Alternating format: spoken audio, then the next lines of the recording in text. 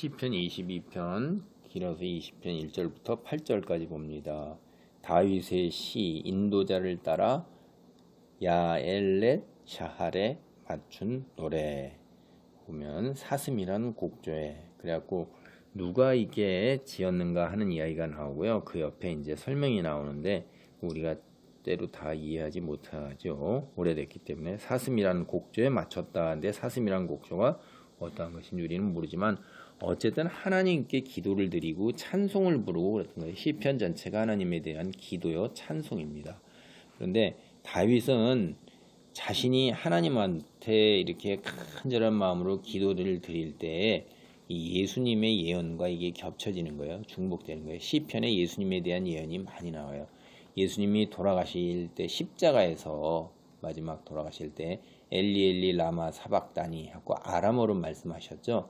그래서 사실 성경이 구약 성경이 기록된 거는 이제 그리스어 헬라어로 기록되어 있는데 예수님이 가르치시면서 사람들에게 많이 했을 때는 당시에 쓰이던 언어가 이제 아람어예요. 그게 이제 히브리어, 당대의 히브리어라고 이해를 하면 돼요.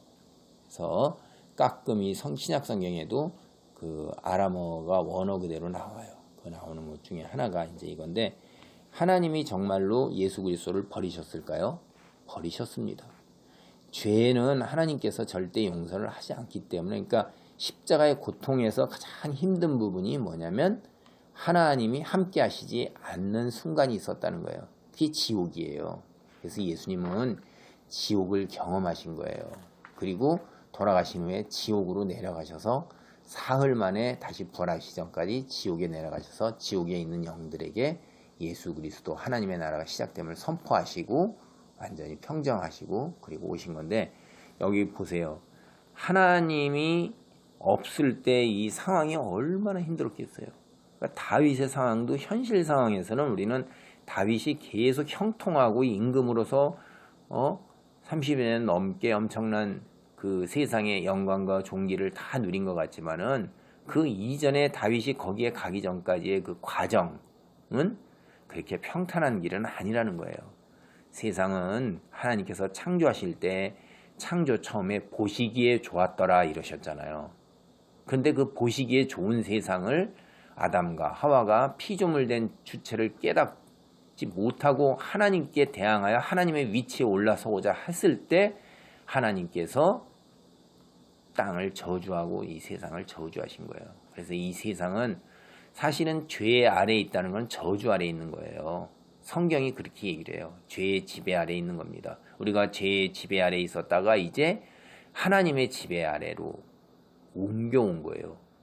예수 그리스도의 복음을 듣고 믿음으로 말미암아. 그러나 세상은 여전히 죄의 지배 아래에 있는 거예요. 그래서 세상에 슬픔과 고통과 재앙이 있고 그것을 우리는 그 속에서 견뎌나가야 하는 거예요. 그런데 소망이 있는 것은 이것이 잠깐이요 순간이라는 거예요. 이 다윗도 하나님이 계셨기 때문에 선택의 여지가 없어요. 우리가 하나님께 드리는 것 외에는 죄의 지배를 따라서 세상대로 그냥 가는 거냐 아니면 그걸 견디면서 하나님께 붙들고 기도하냐는 두 가지 외에는 선택지가 없어요.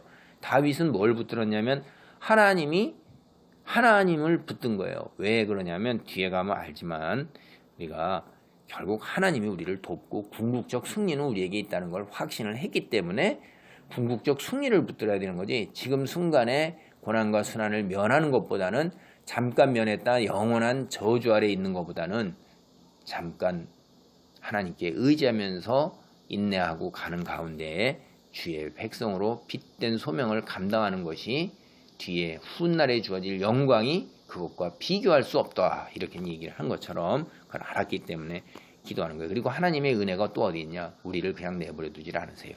우리가 이렇게 기도할 때 내 하나님이여 내가 낮에도 부르짖고 밤에도 잠잠하지 아니하나 응답하지 아니하시나이다. 이스라엘의 찬송 중에 계시는 주여 주는 거룩하시니다. 우리 조상들이 주께 의뢰하고 의뢰하였으므로 그들을 건지셨나이다. 그들이 주께 부르짖어 구원을 얻고 주께 의뢰하여 수치를 당하지 아니하였나이다. 내가 지금 이렇게 내 신음소리를 듣지 않고 돕지 않는 것 같은 하나님께 밤낮으로 시시때때로 하나님께 부르짖지만 하나님이 응답하지 않단 말이에요. 그래도 나는 하나님을 믿는다. 왜? 우리 조상들이 주를 의뢰했을 때 그들을 건지셨다 이 말이에요. 지금 내 상태가 어느냐? 6절. 나는 벌레요 사람이 아니라 사람의 비방거리요 백성의 조롱거리니이다. 나를 보는 자는 다 나를 비웃으며 입술을 삐죽거리고 머리를 흔들며 말하되 그가 여호와께 의탁하니 구원하실 걸 그를 기뻐하니 건지실 건 하나이다. 하나님이 돕지를 않으세요. 그래서 사람들이 뭐라고 얼마나 수치를 당하고 있는 거 벌레다 말이야. 벌레만 사람이 아니에요. 비방이에요. 조롱이에요. 다 사람들이 얼마나 삐죽거려요. 입술 삐죽거리면서 가면서 네가 하나님의 사람이냐? 그럼 하나님이 너를 구원하셔야 되지 않냐? 지금 네 상태가 뭐냐? 이 예수님도 그랬죠. 내가 하나님의 사람이면 하나님이 구원하신가? 내려와 봐라. 지나가는 사람도 그랬어요. 제사장이나 이런 사람들도 다 뭐냐면 너 보라. 저가 정말 하나님이 구원하시는가 보자. 하나님이 구원 안 하시잖아요. 마지막에 영광으로 구원을 하셨죠. 십자가 이상으로 죽음에서 부활시키는 놀라운 능력으로 사망이 가장 두려운 거예요. 가장 큰 권능인데 그 사망으로 우리를 갖다가 이 악한 어둠의 세력들이 우리를 흔드는 거거든요. 통제하고 다스리는 건데 그것 자체를 깨부시고 극복을 해보기 때문에 머리를 밟아버린 거란 말이에요. 그 통치권, 사망의 권세까지도 빼앗아온 거예요. 그래서 우리들이 다윗이 이런 어려움 속에서도 하나님을 믿고 의지하고 의뢰한다는 것을 보면서 큰 믿음의 사람이라요.